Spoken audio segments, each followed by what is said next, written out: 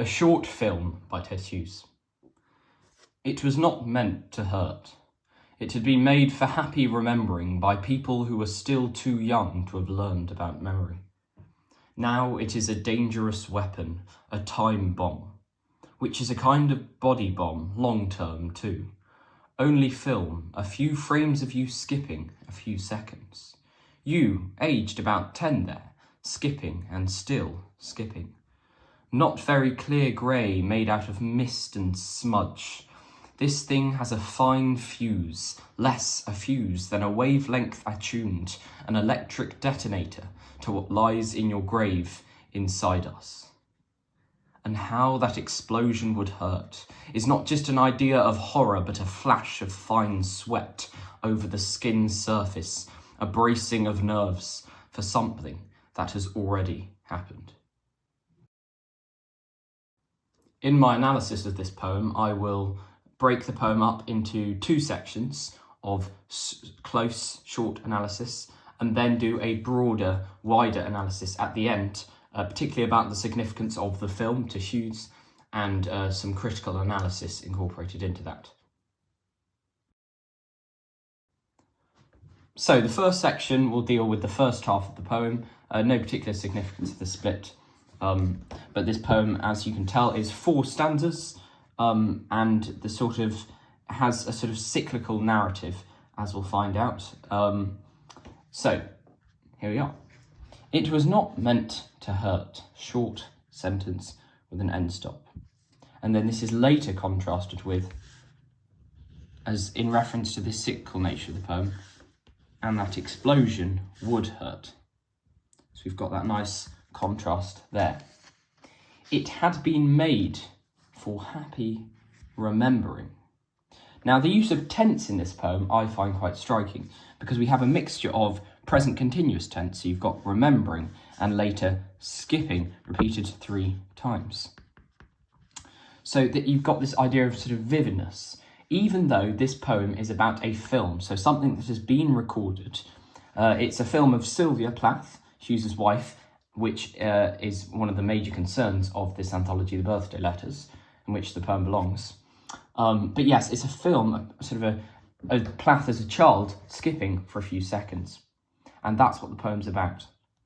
So, present continuous vividness, but then we've got this sort of past tense here, to have learned.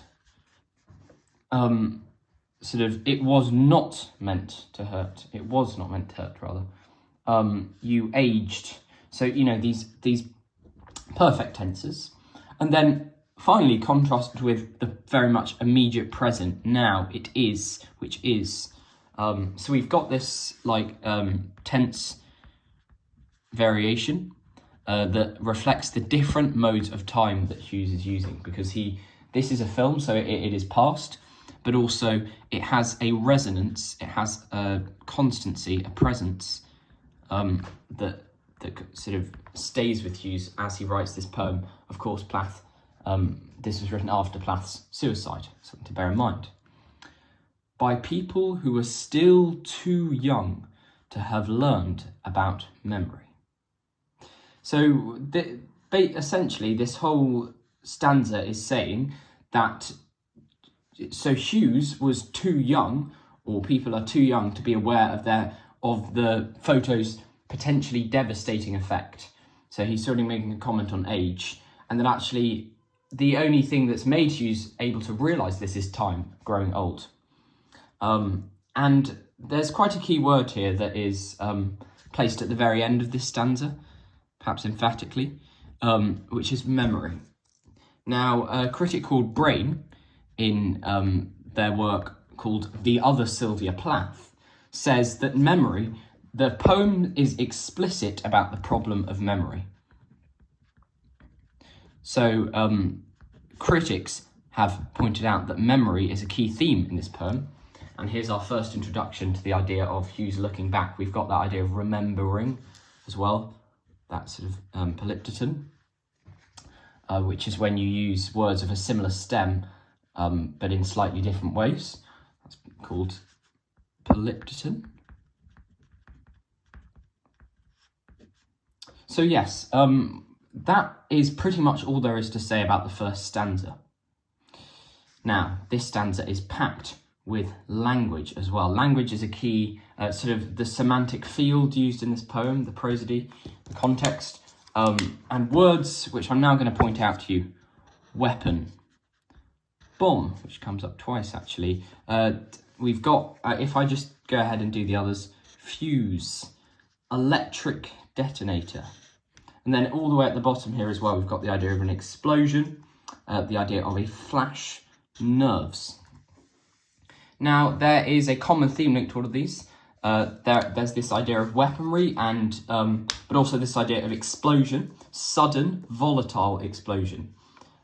So looking at the language used, it sort of conjures this idea of horror and violence. So if we just make a note about the language, it's this idea of horror, this idea of violence, and really this reflects Hughes's visceral response to viewing this film. So as well as the idea of sort of being alive and explosive, and the diction used in this language in the poem, which I'm going to point out some sort of alliteration, is also very much alive. So we've got this idea of explosive. I think the word explosion is actually used as well.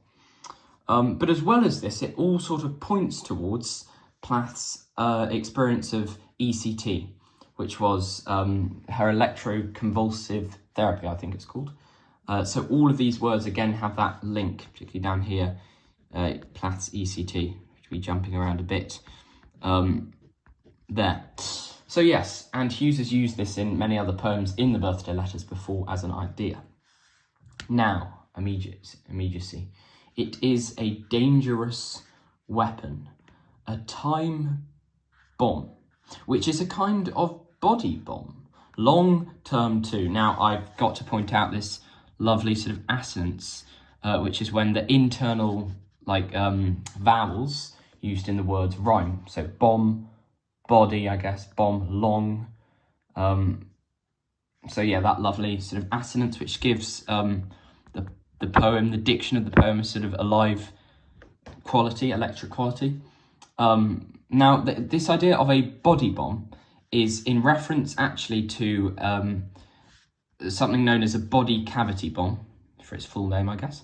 And this is used, very sadly, as a weapon of suicide. So this is a nod to Plath's suicide, we presume. And also something which is quite interesting tonally is that Hughes's uncertainty of this memory, or the effect of this memory on him, it is sort of reflected tonally with his constant self-correction throughout the poem.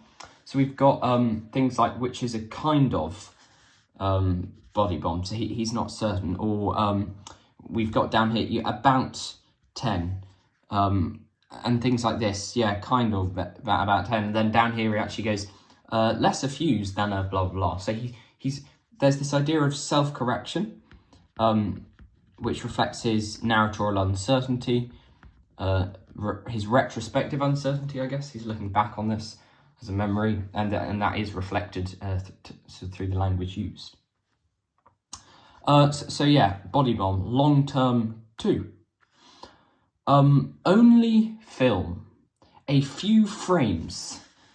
Very nice fricative alliteration, sorry. I know very nice isn't particularly a critical word, but the fricative alliteration, the effect of that is, again, this idea of an alive, explosive, violent language that Hughes is using. Only film a few frames of you skipping a few seconds. Not a nice repetition there. Or not nice, sorry, deliberate repetition. And this pluralization of frames and seconds to show that the film it's not a still picture, it's a film, it's alive. Or even if it's only a few seconds. And then here we are, this you. Now, when I read this, I thought, particularly with the emphatic word placement of the you at the start of the next line, there was this sort of deliberately, almost interrogative, hostile sort of direct addressal to Plath. So could this perhaps be a hostile addressal to Plath of Hughes? So he's sort of going, you, aged 10 now, skipping and still skipping. Again, we've got this sibilance that's continuing through in those lines. And I guess the idea of what the focus on time is sort of a big theme in this poem, is that over time the film is becoming dangerous, and there are things that Hughes can't understand because all of this is tied to a sad event in his mind, even though it's actually a child happily skipping. So there you've got this sort of inversion, this contrast of a happy memory versus Hughes's sad reflection on it, and this inconsolability of this memory, I guess, for Hughes, which is quite important. So I think that covers all of the first half of the poem. A lot there to say. So the second part of the poem, section number 2. Not very clear grey, made out of mist and smudge, sibilance. As I mentioned, the language, the diction used in this poem is very much alive and explosive, and unlike Hughes's other poems that I've done in this series, this poem is particularly focused on alliteration and sibilance. Not very clear grey, again, this uncertainty, this self-correction that Hughes uses a lot. This thing has a fine fuse, less a fuse. More sibilants for up there, and fricative sounds used here. You'll notice that this poem has a lot of repetition. So we've got fuse repeated, and then up here we had a lot of skipping and you and bomb and everything like this. So it was quite noticeable for me, so I thought of what the effect of that could be. And I think that the words used in this poem are repeated a lot, deliberately, to give it a sense of connectivity. So just as the language does, the repetition of similar words in this poem gives the poem a fluidity. This thing has a fine fuse, less a fuse. I love how Hughes uses this sort of impersonal, indirect thing, this unquantifiable thing, as a fine fuse. See, he's still uncertain. It's not very clear, as he uses in his head. So again, uncertain word, this thing. It's not a very poetic word, but it's what Hughes uses deliberately. Less a fuse than a wavelength attuned. Lovely assonance, fuse and attuned. An electric detonator. Again, Plath's therapy, electric therapy. To what lies in your grave inside us. Lies inside. And sorry, that is also very assonant there. I'd like to point out that this line here is considerably longer than the other lines in the poem, and it's also polysyllabic, which means it has many syllables. The words in it contain lots of syllables. You've got long words, wavelength, attuned, electronic detonator. Whereas this line here is mostly, with the exception of inside, I think, monosyllabic. To what lies in your grave inside us. So it's all one syllable. So again, it's this idea of contrast used in the language to show the volatility, the electricity of Hughes's response to this film. And I guess all of this stanza is enjambed. There's no end stops at the end of each line. Sorry, so enjambed. And this is contrasted, however, with this line where with this stanza, where there are frequent end stops. So another contrast used in the poem structurally.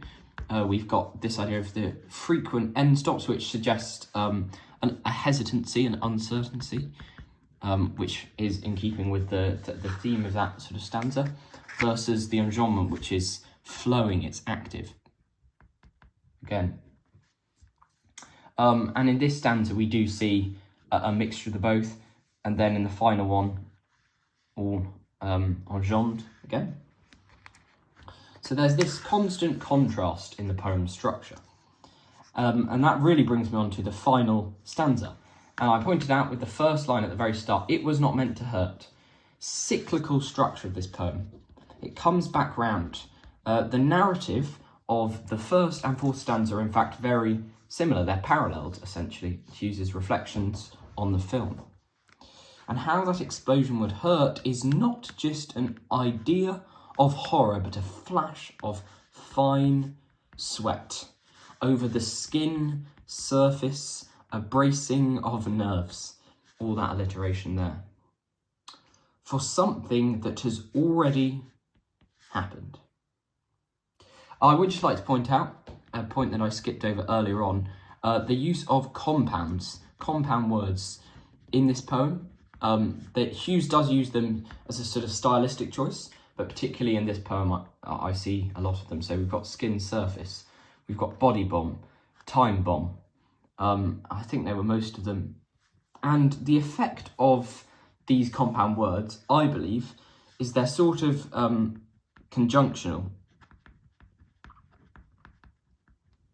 And they draw together, they bring together ideas.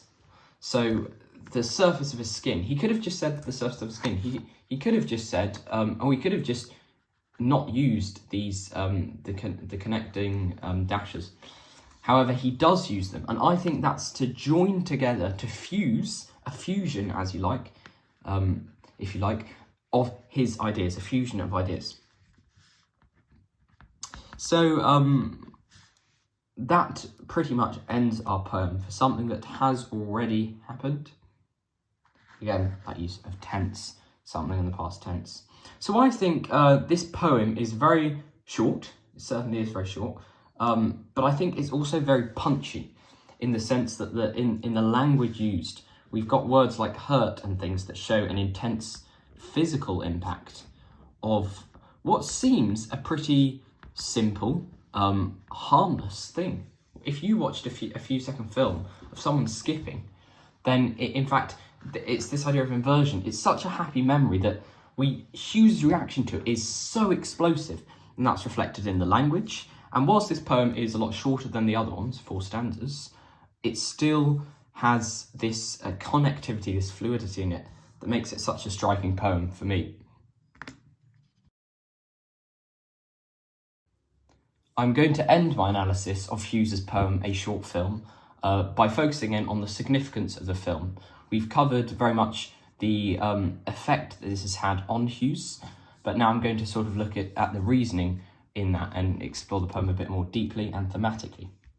So Anne Skier, who is one of the leading critics on Hughes, commented that this poem, A Short Film, is a meditation on the pains of memory, love, and death. Certainly, the theme of remembrance in this poem is key. And Hughes loved Plath. He married Plath.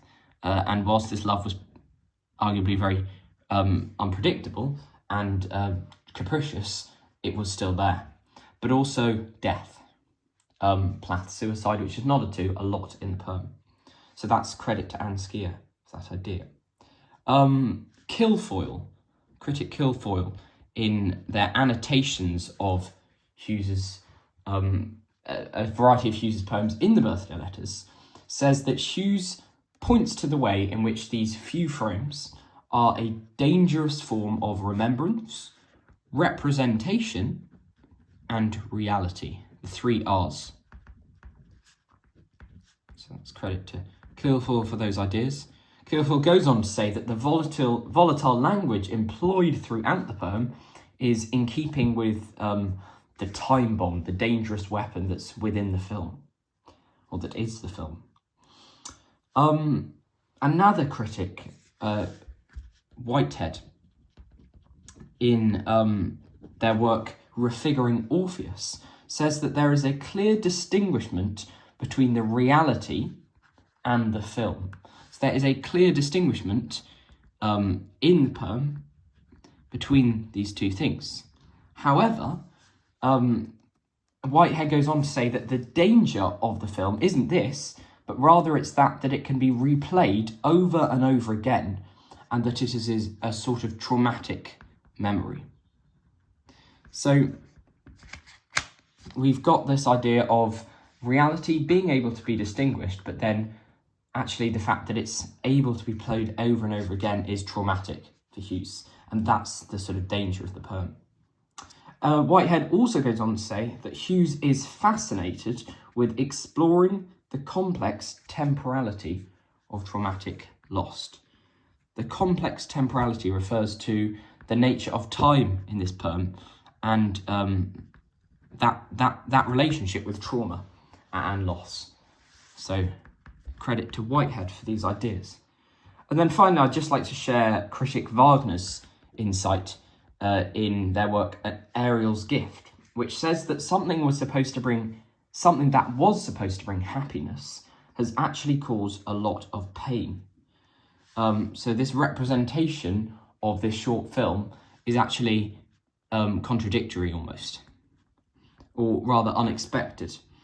And then Wagner points out that if we look at the verse of this poem, whilst we have got quatrains, it is very much sort of structurally free verse, which shows these conflicting emotions that Hughes has, a sort of explosion of emotions.